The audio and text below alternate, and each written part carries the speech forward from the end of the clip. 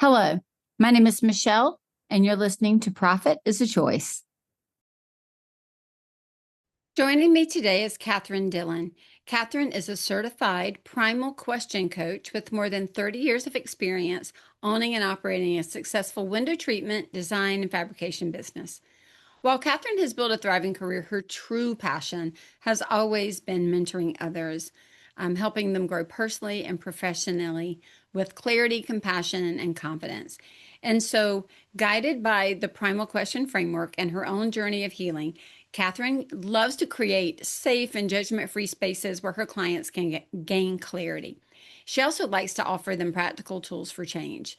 And, she and I both believe that growth is possible at any stage of our life and of our business.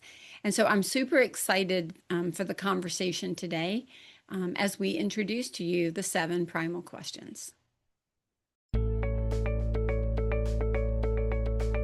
Every day, empowered entrepreneurs are taking ownership of their company financial health and enjoying the rewards of reduced stress and more creativity.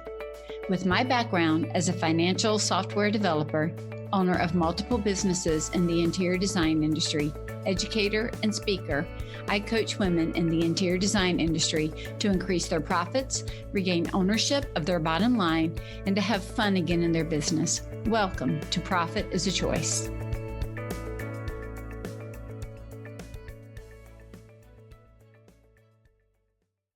Hi, Kathryn. Welcome to the podcast.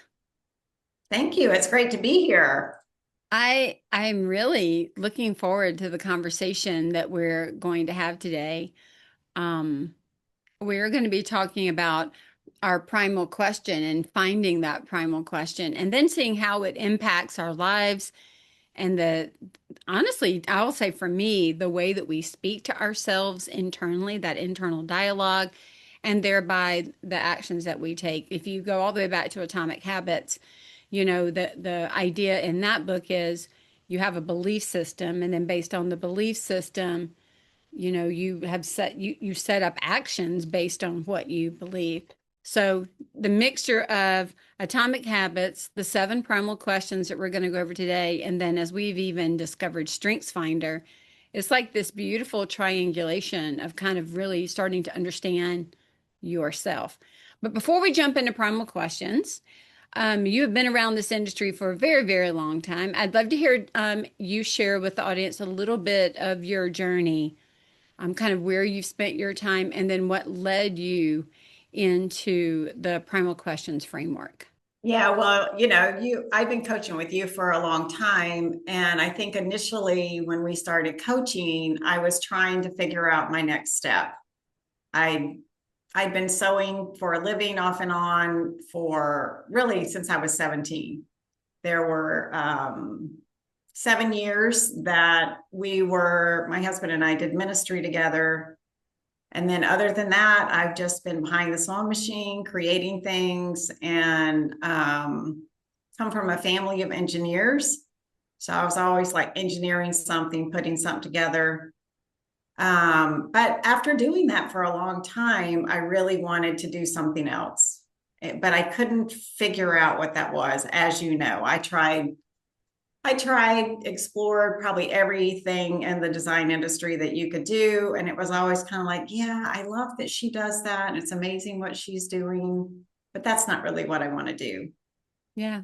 And, I went to a workshop out in California with Bob Goff and Mike Foster, and the title was Reimagine Your Life.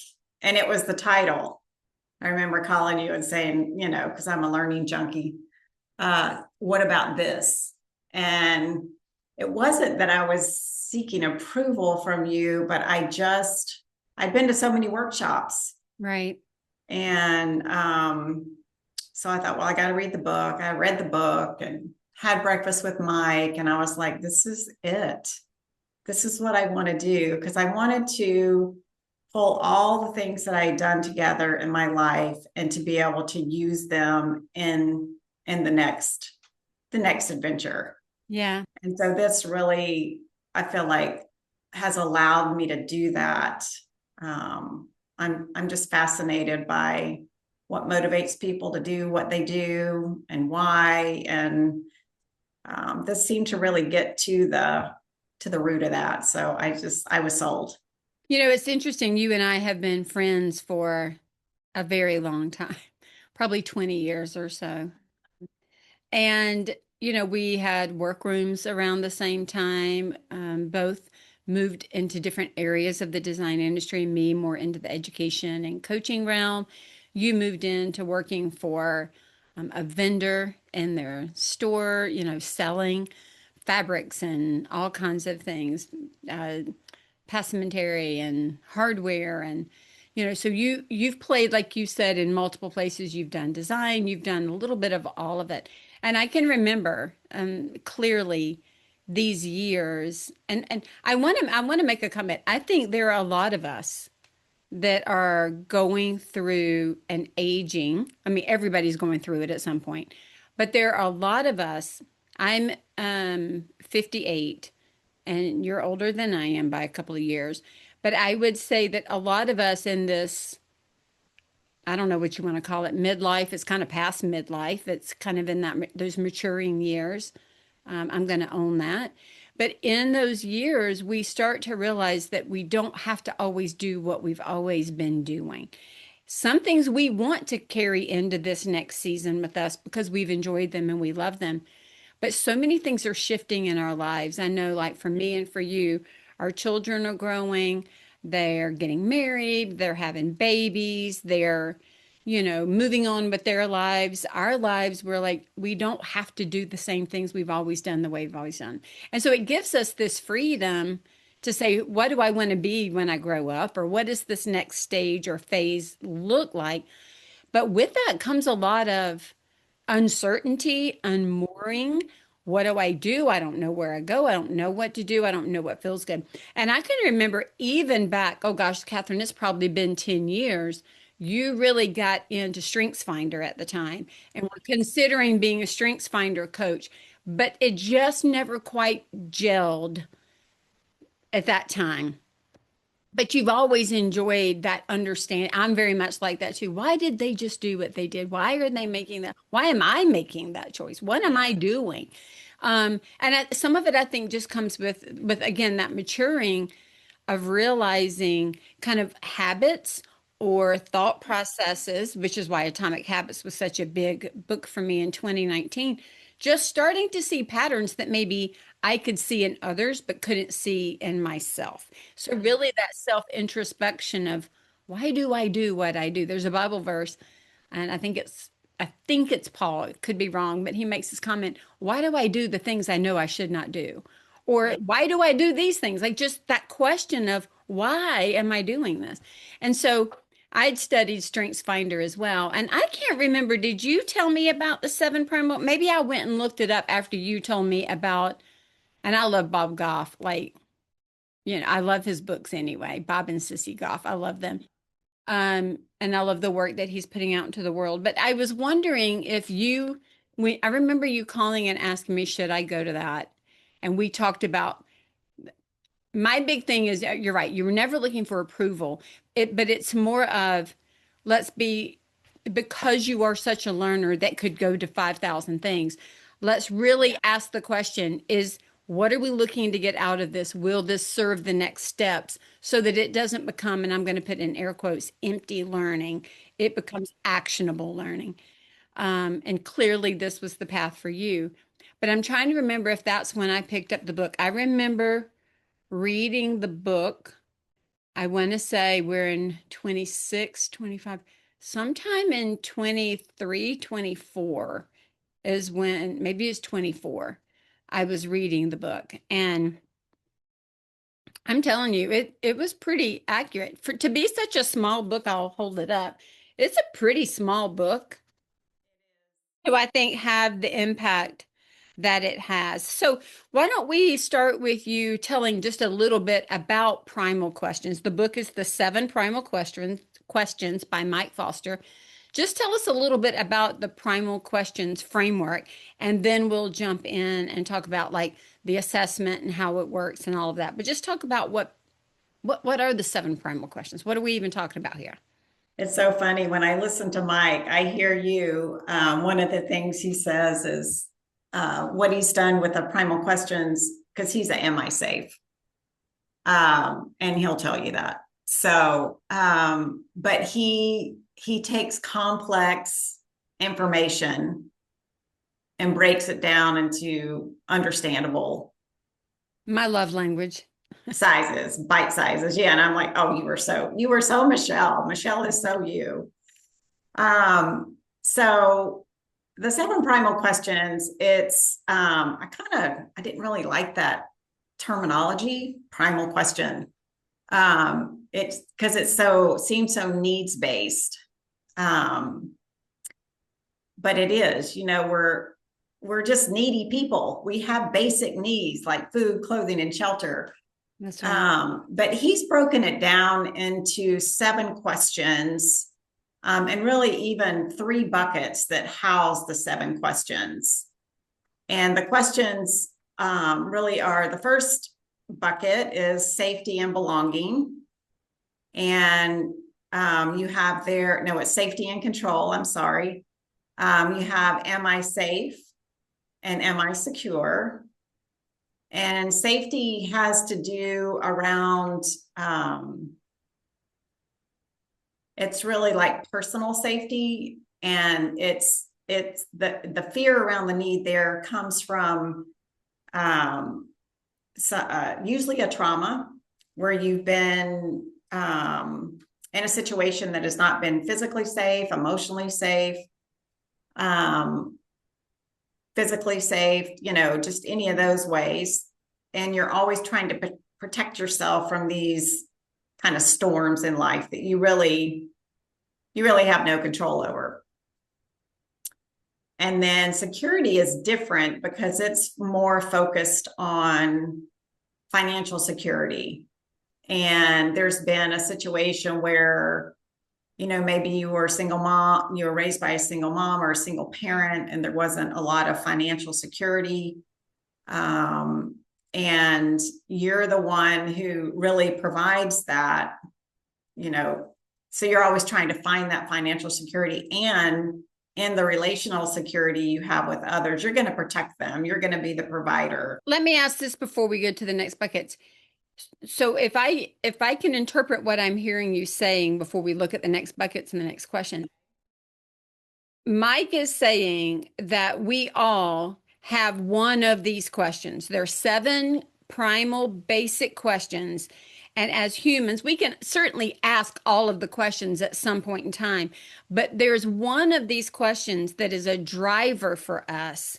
Kind of like when we talk about your why, right? The Simon Sinek start with why. This is something that drives you form before the age of 18 from a high or a low. It's a belief system that drives you. He is saying that there are seven primal questions that he has identified that everybody has usually one of the seven that is the main driver. And it comes from, and in the way that the question drives us in a negative manner, it's going to be fear of that particular question. But in a healthy manner, when that drives us, it's driving us to create whatever that question is for ourselves instead of having it created externally. So, for example, with the Am I Safe? It's learning, the healthy version is learning to recognize that the Am I safe? Am I secure? Am I loved? Am I whatever? To recognize that that is the question that is driving us, and then to learn to be able to answer it for ourselves intrinsically so that we can move through the world in a healthy way, as opposed to looking for external attachments to answer the question for us. Is right? Yes, that's exactly it. And we all have every need. We Right. have every single need, but just One as is a driver. people. But there's one that's a driver that has been developed in a way in your childhood sometime. And it doesn't have to be through trauma. It can just be through, maybe you're a middle child, and your mom is like got 3 or 4 children, and she's trying to keep everybody food, fed and dressed and all that. And you just kind of get overlooked because there's a little baby there. Right. So you may have issues of, It's the way we've internalized the world around us, to be honest. whether it's positive or negative. Same with the why. It's our internalization and understanding of what we see and can comprehend at that time. Exactly. Okay. All right. So Exactly. so there are three buckets and seven questions, and you told us the first bucket, which had the am I safe and am I secure? What is the second bucket? The second bucket is belonging and connection. And Okay. that's where I land. My husband is am I loved? And I am I wanted?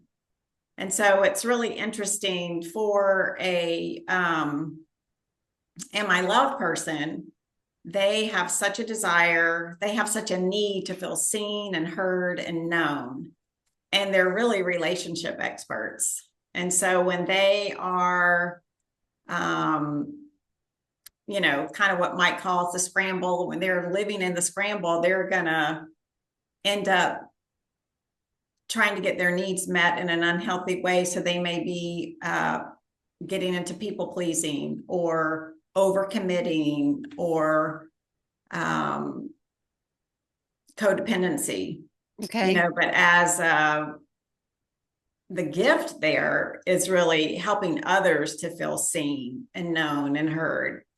And I just remember when we were dating, I felt so pursued and am I wanted. And the need there for an am I wanted person is to be pursued, to be accepted, to be just loved for who they are.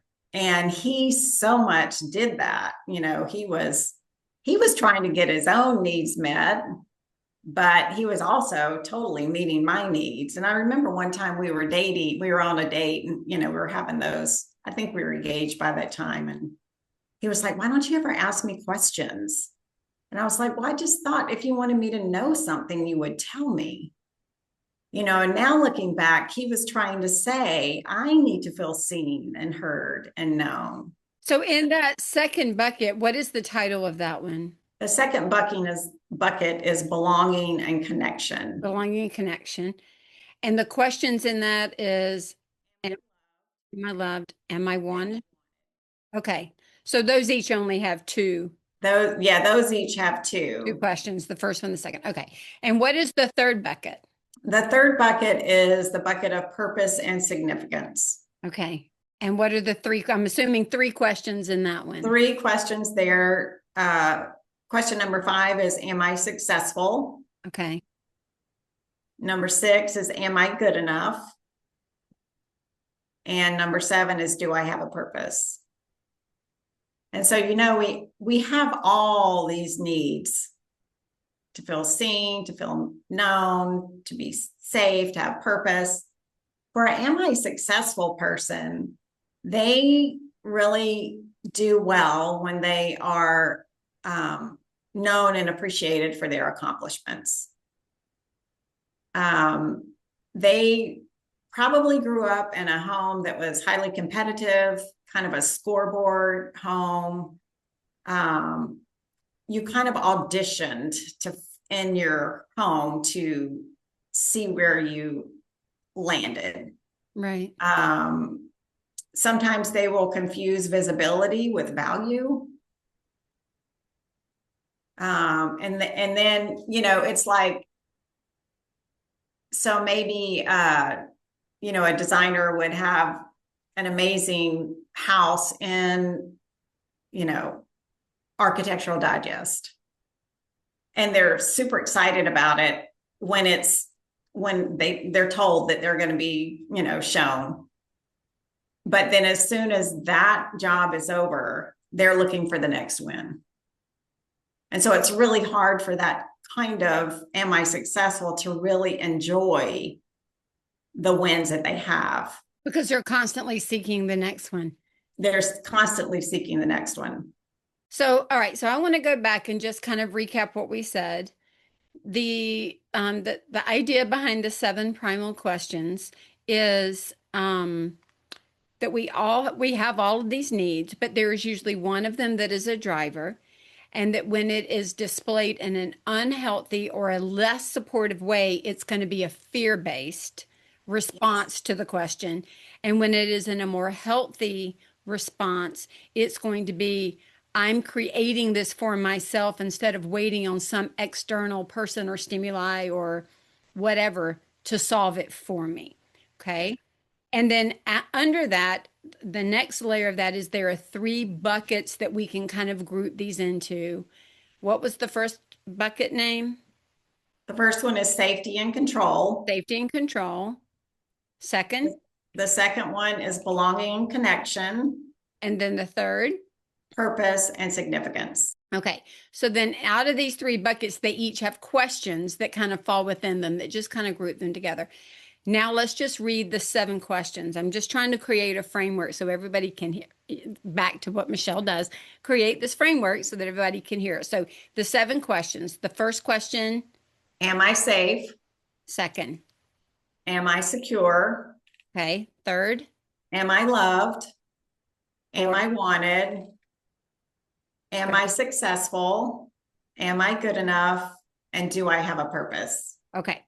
So now I feel like we all can understand kind of the overall framework, but there is an assessment that we can take that helps us figure out which one of those. So we don't have to just sit down and go, well, because I know the first time I heard it, Kathryn, I thought, okay, I need all 7 of those. I think, and again, we do, and we do. And so how do we figure out which one is the driver for us? And so Mike developed an assessment, and you have a version of it on your website. So we'll put a link to that in the show notes if anybody wants to go take it. But I went and took the assessment. And the assessment's asking you questions, right? I mean, just like all of them do. Would you do this? Would you do this? How do you do this? So it's gathering information, and then it tells you. And I got to tell you, for me, it was very accurate. How did Mike actually come up with this format? So he's been an executive coach for a long time. And so he would run workshops. He said he started out just asking in his coaching, just asking his clients, so what is the question you're trying to answer?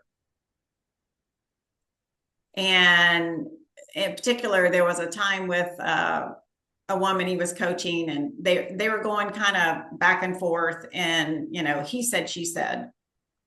And finally he was like, if your husband did this, and listed it out, how would you feel?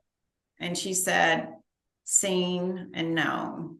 He's like, so loved, you would feel loved. And then he kind of started out with probably 15 questions, did a lot of study, got some help, from people who come up with these surveys and all that. And kept narrowing it down. I think it started at 15, went down to 11, then to 9, and then he got it down to 7. He couldn't get it any smaller. And so he stuck with 7. Got it. And then, there's been thousands and thousands of people who have taken the assessment. And before he wrote the book, so to speak, is he did a lot of workshops and kind of workshopped the ideas in over 20 different workshops. It was called the Stronger Workshop. And came up with those in that way. Okay. So I'll tell you, and if anybody's listening, my question is, am I safe? Mm-hmm. And it was interesting. I'll share a little bit about my interaction with it. And then I'd love to ask you some more questions. But when I took it and it came back that am I safe as my driver, I had to sit with that for a minute because, I mean, I think we all have to sit with whatever it comes back with to kind of give it thought and to look back over different times of my life, the way that you kind of even look back and described your courtship with your husband. You can start, of course, we see things when we look back that we don't always see looking forward. And it was interesting. I was actually sharing information about this book with a friend of mine at lunch last week and telling her about it and telling her about how it has impacted me and the way I think about things. But when my number one question is, am I safe? And then I look around at some of the choices and the decisions that I made. I am not the biggest risk taker. And I can remember even raising the kids, and I raised two boys, and I'm constantly trying to think, how do I let them be boys, but how do I keep them safe? Because I extended the safety not to just me, but to like my whole life had their safety created safety for me. If they're not safe, then I'm not safe. That's right. If they're not safe, I'm not safe. And so what was interesting, just a funny, not funny one is I've been in a couple of wrecks, and two of them were traumatic and very extensive car wrecks. And I was a passenger in both. And they scarred me. Like they created some feelings in me. And so one we got hit by an 18-wheeler and one I was hit by a drunk driver. So um with that, when we are in the car and my husband is driving, he is a am I safe is not his question. And so he is much more aggressive on the roads than I am, as some men are. I mean, I got a girlfriend that's pretty aggressive on the road. But anyway, he's a bit more aggressive. He takes more risks than I do. And for the longest, we would always joke about, Michelle, I don't need your help driving, because I'd be like, slow down, hit the brakes, move over, go to the left, go to the right. Like I'm constantly, you know, armchair driving this situation. Stop, you need to stop. Put your brakes on. You're not putting them on early enough. You need to. And he was like, you have got to stop. You're driving me crazy. And I was over here going, but I couldn't describe my feelings. And it was fear. It wasn't that I was trying to just tell him how to drive. I felt physical fear in my body. And when I did the seven primal questions and realized my question is, am I safe? And that there have been times in my life where I was not safe, I went back to him and I said, I know why I'm doing what I do. It's because in this moment, I don't feel safe with your driving. And honestly, I think he's a good driver. But in my hyper sensitivity to that, I didn't feel safe. And so what I've started doing, even in other things, why do I not want to post this on the Instagram? Because I don't feel safe. I don't want everybody coming in and giving me some comment that I don't need. Right? It extends all over the place. It shows up everywhere. And so once I realized it, then what I've also done on the healthier side, I've got plenty of unhealthy ways to say, am I safe? But on the healthier side, I actually wrote this to my friend last night because her question is the same as mine. Am I safe? And she wanted to do something to have some tests run, and the doctor kind of poo-pooed it. And it sent her, because she feels like her safety is tied to her health, right? As we do. And it threw her into disarray. And she texted me about it, and I said, I feel that. Like, I understand why you feel that way. And then I said, okay, we're going to create our own safety. I said, here's the beautiful thing. If you've got money, you can walk into Quest and ask them to run any test you want, and you don't need a doctor to do it like we used to. So if you're looking at your doctor to withhold a test, just go around him. Create your own safety by going and asking for your own test at the doctor. It's a pretty general test. You could get that. And she wrote back, thank you. But that's the way my brain now works. It says, okay, I'm not going to depend on you to create my safety. I'm going to create, or even sometimes just recognize that the area that I am is safe, and that there's some reason that I'm feeling unsafe, and identify it and work through it. And so it's not just like you said about the physicality of it. Sometimes it's emotionally safe or mentally safe or spiritually safe. And I've realized in my life, when I've made certain twists and turns and decisions, it has every time gone back to that question. It does. It's like it's It the feels like I've thing. got insight I'm not supposed to have into my brain. I said, it feels like I have some insight into why I do what I do that I'm not supposed to have. Now I feel like I must have, like, oh, I know why I feel that way. Like I can stop and go back to why I feel that way. And you can make changes. You can self-regulate. Make a You can choice. take ownership and self-leadership of yourself and show up differently. Yeah. And it is tied. You and I talked about this too. It feels like well, okay, it has to be somewhat tied to StrengthsFinder only because it's the same person that is being analyzed in both, right? So there's, but when I go back and I look at my top strengths, maximizer, strategic, relational, self-assured, is because I have been working my whole life to keep myself in a safe place and to strategize my way in and out of situations. Yeah. Like you probably know where every exit sign is in a room that you go to. In a, like the movie, they always have those exit signs up there. Oh yeah. When I traveled to France, I knew where the hospital was. I knew where to get food.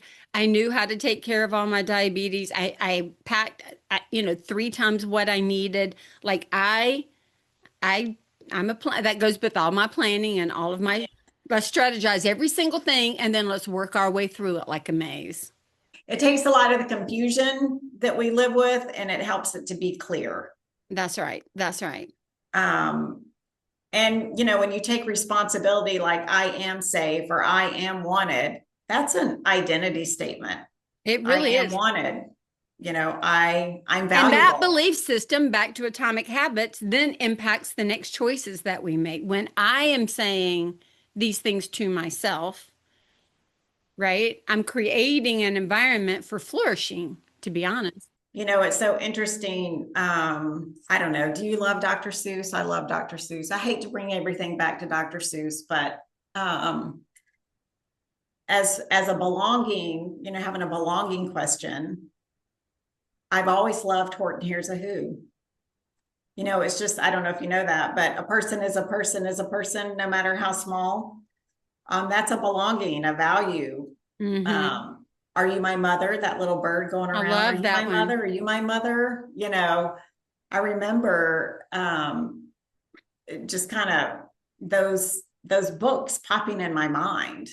And it's just interesting, how I don't remember reading those I didn't read those for a long time, but I must have read them as a kid and I read them to my girls. And those stories, they teach identity things to children. Yeah. And as a parent, you really want to answer all their primal questions with a yes, to create safety for them, to create security, to Wanted, loved, cared for.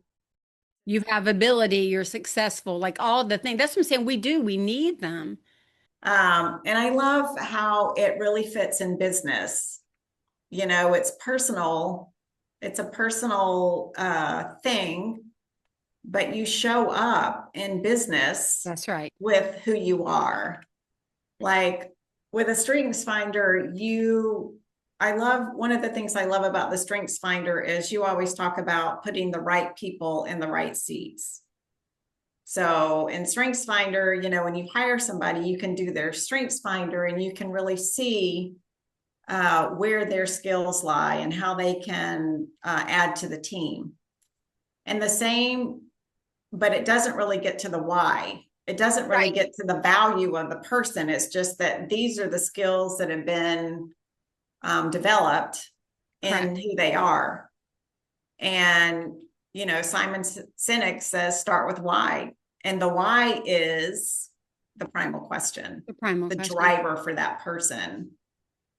And then when you're in a business situation, it's extrinsic. Are you ready to move on to this? Yeah, no, you're fine. Okay. In business, the extrinsic rewards that we give people, like, who doesn't love a raise or paid time off or working from home? Those will fill about 40% of the needs of that employee. And today, more than ever, people are more interested in having their intrinsic needs met. Right. And so it's there, you've got this 60% of the person that, as a business owner, if you're not in tune with what their needs are, you're going to just bump up against a lot of interpersonal issues in the office. And as creatives, we're strategic, but we can also have a lot of feelings. Yeah. It makes me think of there's another book, The Five Languages of Appreciation in the Workplace.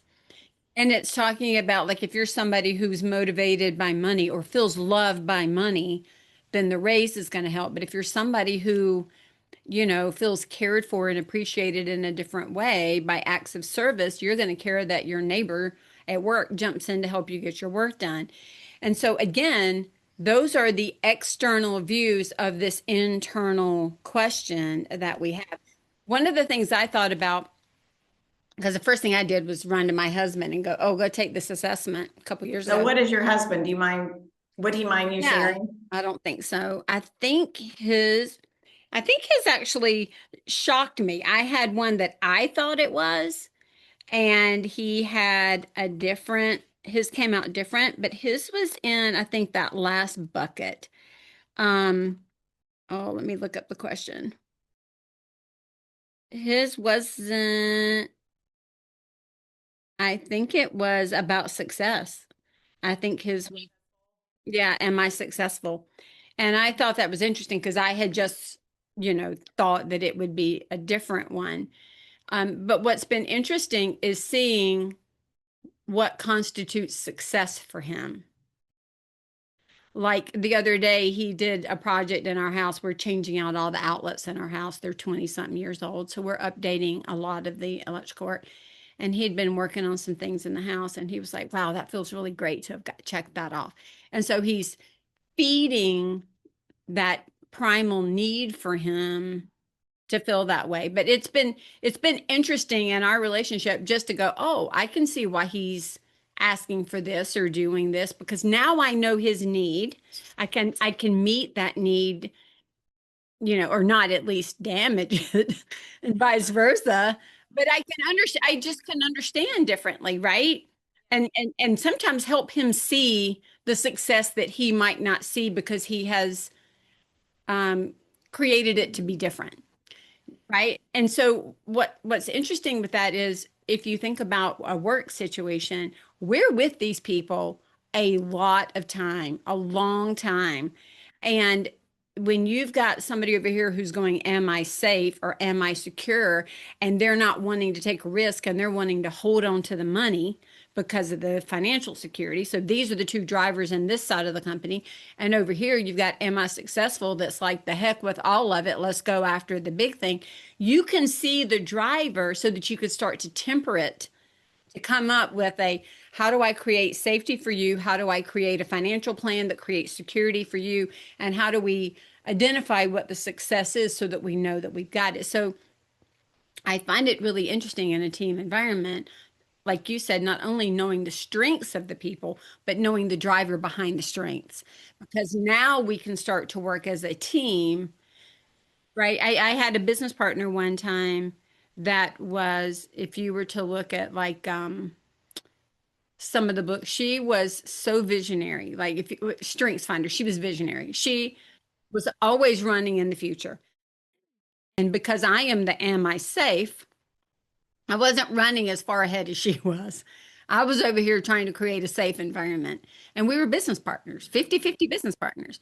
And what was interesting was she said to me at one point, she said, I realized for us to get things off the ground, I needed to answer certain questions for you.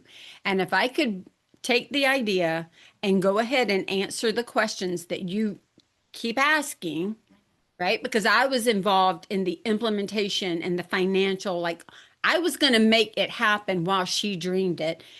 And I was going to make the dream come true. So if it was a dream that I couldn't define enough, that made me very, and we didn't even know about this at the time, but I can remember her saying to me, and when I realized that if I could not answer these questions, these were good questions. And when I couldn't answer them, that idea wasn't fully formed. I didn't even bring it to you. So by the time she got to me, the idea had been fully formed and answered, and she could answer my questions. So she realized, even if we didn't have the words, that Michelle needed to feel safe. But I realized she needed to dream. I just, but together we were able to create something really amazing when we understood, even if we didn't know the question at that time, we understood enough of the other person and what they did and how they did it to find that meeting in the middle. So I could see this being a really great tool for design teams, workroom teams to start to understand. Yeah, because usually our work environments are small. They're not like Yeah. 6,000 square feet or something like that. You're working in, for workrooms, you can be building things on top of each other almost. Yeah. Somebody's Yeah. doing pillows, somebody's doing, 6 with panel drapes. It's, um, and then in design, there's so many moving parts. And when you bring your creativity, um, but as a business leader, sometimes you're so focused on the vision or getting the job done, you're totally aware of the finances and the bottom line that you can be more ready, shoot, aim. Yeah.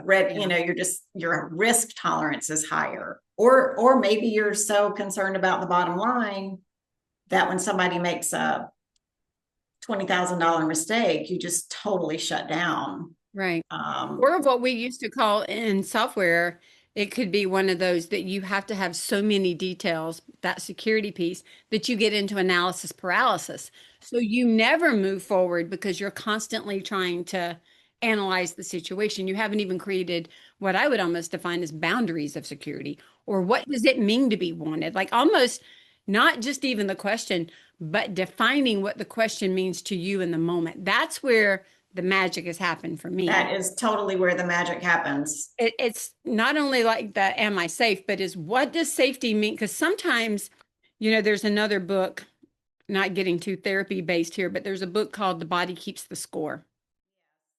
And it talks about sometimes the body, you can have a reaction in your body before your brain ever catches up with what's happening. So for me, back on the road, driving in that passenger seat with somebody, and they're driving more aggressively than I am, then for me, my body's reacting before my head ever catches up that there is that I've been in two situations like this that I almost didn't walk out of, and my body's reacting. So I think it is interesting when you kind of can mix it all together and then just start to understand. And the magic is in that moment, I can say, wait a minute, I really am safe here.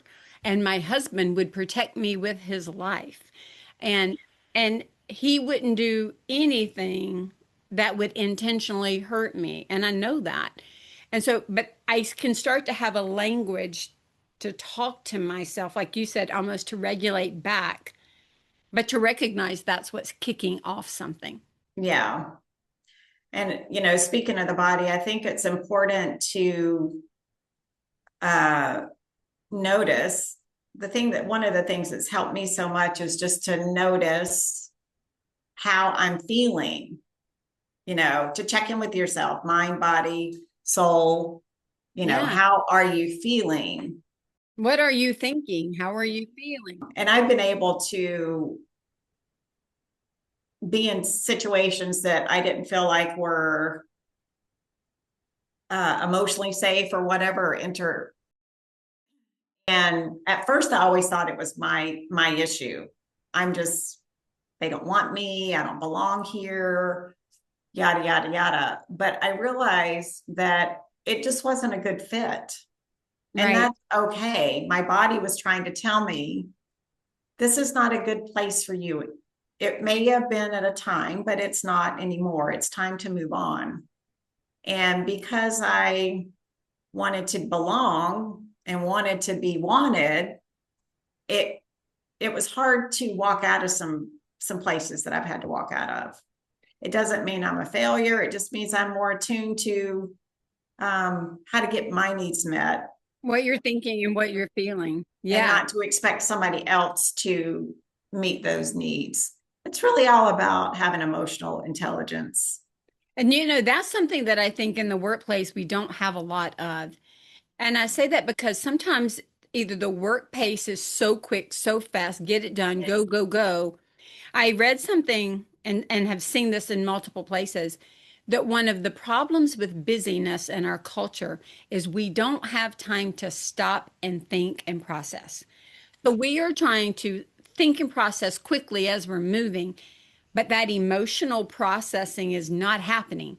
And that's why we're seeing so many people, as people would call the snowflake generation, where we're just breaking down as a society over every little thing. We're angry over everything. We're upset over everything. We're hurt over everything. Like everything is like our whole bodies are like live wires that are constantly being poked to death. And I really believe it's because we're not slowing down enough to process and ask the questions and what do I think and what do I feel, and then learning to own it and to ask, is this a healthy reaction to what's happening? And that's why I love the book, The Seven Primal Questions, is because it gives me a question that I know is my first driver. There are other questions behind it, but that one's going to be the initial driver. And to your point, sometimes I'm recognizing energy in my body before Or I've even, someone else's, or you're somebody else's. recognizing their Yeah. energy. Yeah. Like I'm even finding out, like I've had people that I've interviewed to, coach with, and I didn't feel safe in the conversation. Not that I thought they were going to physically hurt me, but there was a safety of, I don't think this is not going to be a good one for me. Like I'm not going to be good for them. We're not in alignment. And so just even knowing it and recognizing it has been such a blessing in my life, whether it is in work, play, relationship, and honestly, even just by myself. Like, what is the life that I'm creating? This is the beauty, I think, of maturing in life, is that we're not just consumers, but we're also asking the questions, how do I give back? How do I show up? How do I present in a healthy manner instead of maybe ways that maybe have not served me or others in the past? And just growing in that growth mindset that we talk about all the time. So, Kathryn, where can people find out more? What is your website? Where are you hanging out so they can come take an assessment and see if even finding a primal coach is the right thing for them?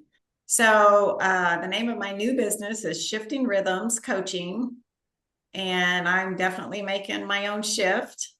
And on Instagram or Facebook, it's also Shifting Rhythms Coaching. So at Awesome. Shifting Rhythms Coaching.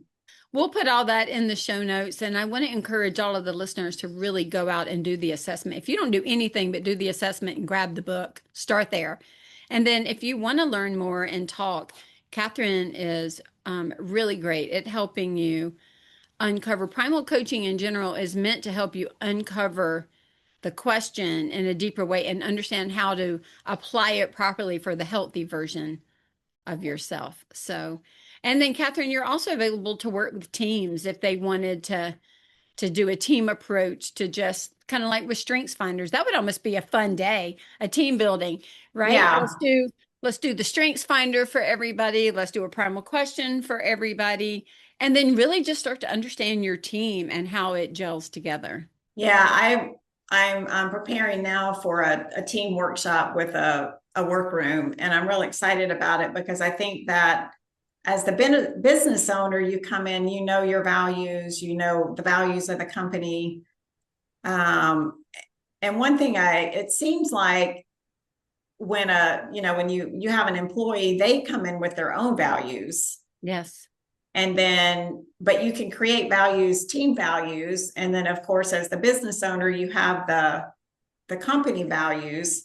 And so you can see if somebody in your company has completely different values, they need to know what your values are and how as a team they can work together to help your company be successful and then be a part of the team.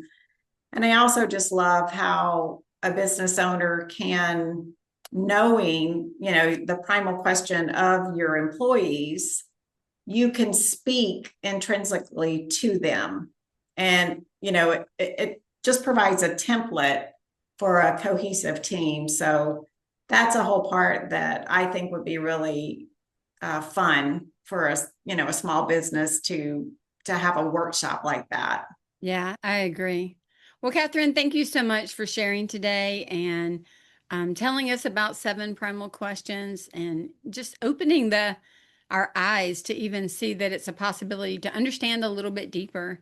Yeah, I really, it was very quick. It's a quick book to read. it It is a was quick a book. quick assessment, but I would say the quickness can almost fool you into thinking it's just quick and easy, but it definitely gives you a lot to think about, um, to either strengthen behaviors that you want to have or to reframe the ones that you don't. And I think that is an amazing opportunity. So thank you for shifting your own rhythm Yeah. and trying it. And I'm excited to see where it takes you. Yeah. Thank you so much. It's been a fun conversation. You're welcome. Kathryn, thank you so much for the conversation today. I know it was something maybe a little bit different than what we normally do, but we talk about profitability on this podcast, and I truly believe that profitability shows up in a multitude of ways. It's going to show up in the way that we communicate, the way that we have emotional control over what we're doing and how we're doing it. And honestly, profitability shows up the more that people understand what drives them and what they're doing and why they're doing it and their own values and how it fits in with the greater conversation of the company at large. And so it's an area that I think we all need to look into. If you need help thinking about your team and thinking about your business and how you pull it together with your own strategy and plans, I would love to be able to help you. We offer the Designer's Inner Circle, which is an ongoing coaching program, and we also have one-to-one opportunities with Strategy to Go, CFO to Go, and then long-term one-to-one coaching with me. So if you are looking for that support person to help you think about your business, to strategize and maximize the offerings and the outputs and the financials, I'm your gal, so give me a call. You can look up more at our website, scarletthreadconsulting.com, book a discovery call, and I would love an opportunity to chat with you. As always, we're going to choose to be profitable because profit doesn't happen by accident.